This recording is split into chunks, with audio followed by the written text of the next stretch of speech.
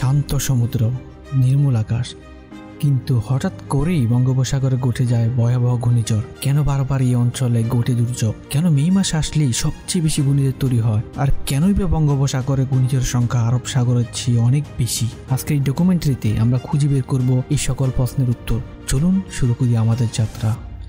বঙ্গোপসাগরে ঘূর্ণিঝড়ের উৎপত্তির প্রধান কারণ হলো এই অঞ্চলের ভৌগোলিক এবং আবহাওয়াগত বৈশিষ্ট্য। বঙ্গোপসাগর উষ্ণ জল এবং নিম্নচাপের ক্ষেত্রগুলি ঘূর্ণিঝড়ের জন্য একদমই আদর্শ।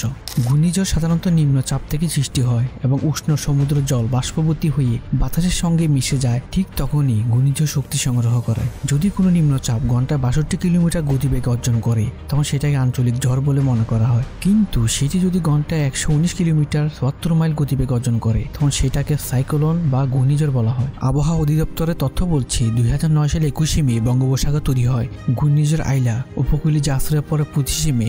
2019 সালের মে মাসে ঘূর্ণিঝড় ফণী এবং 2020 সালে মে মাসে এসেছিল আমফান। 2021 সালে মে মাসের শেষ দিকে বঙ্গোপসাগর উৎপন্ন হয় ঘূর্ণিঝড় ইয়াস। আর 2022 সালের 7 মে দিয়ে এসেছিল অশ্নি এবং 2023 সালে 17 মে মোখা। আর এই বছর 27 মে 2024 সালে ঘূর্ণিঝড় রেমাল আঘাত হানে বাংলাদেশে। কিন্তু কেন মে মাস আসলে সবচেয়ে বেশি ঘূর্ণিঝড় হয়? কারণটা কিন্তু বেশ আকর্ষণীয়।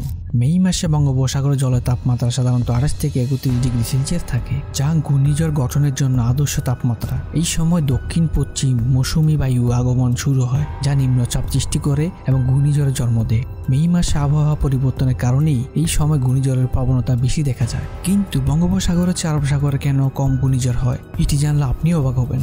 বঙ্গোপসাগরের তুলনায় আরব সাগরে ঘূর্ণিঝড় সংখ্যা কম হওয়ার কারণ আরব সাগরের পানির তাপমাত্রা তুলনামূলকভাবে কম থাকে। আরব সাগরের গভীরতা 2734 মিটার বা 8970 ফুট। অন্যদিকে বঙ্গোপসাগরের গড় গভীরতা 2600 মিটার বা 8500 ফুট। যেহেতু আরব সাগরের গড় গভীরতা বেশি, তাই আরব সাগরের মধ্যে জলের উলম্ব সঞ্চালনা বেশি দেখা যায়। উলম্ব সঞ্চালনের জন্য নিচের শীতল জল বেশি পরিমাণে উপরে উঠে আসে। এই জন্য আরব সাগরে ঘূর্ণিঝড় সৃষ্টিতে কিছুটা হলেও বাধা সৃষ্টি করে। এছাড়া দক্ষিণ পশ্চিম মৌসুমী বায়ুর জন্য আরব সাগরের তাপমাত্রা হ্রাস পায়, যা ঘূর্ণিঝড় সৃষ্টিতে আরব সাগরের প্রতিবন্ধক রূপে কাজ করে। এছাড়াও বঙ্গোপসাগরের তাপমাত্রা সাধারণত 26.5 ডিগ্রি সেলসিয়াসের উপরে থাকে, যা ঘূর্ণিঝড় সৃষ্টির জন্য আদর্শ।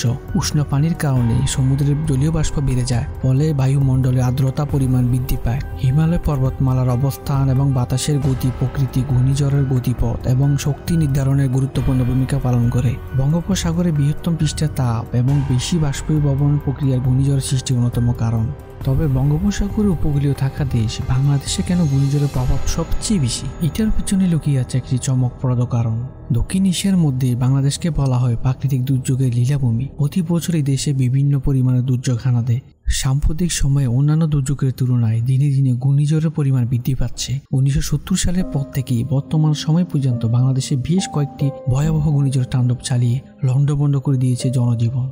বাংলাদেশের ভৌগোলিক অবস্থান এবং নিম্নভূমি উপকূলীয় অঞ্চল ঘূর্ণিঝড়ের তাণ্ডবের জন্য অতি সংবেদনশীল। প্রতি বছর লাখ লাখ মানুষ গৃহহীন হয় এবং প্রাণহানি ঘটে। ঘূর্ণিঝড়ের ফলে সৃষ্ট প্লাবন এবং সমুদ্রের জলোচ্ছ্বাস বাংলাদেশের ক্ষয়ক্ষতির পরিমাণ আরও বাড়িয়ে দেয়।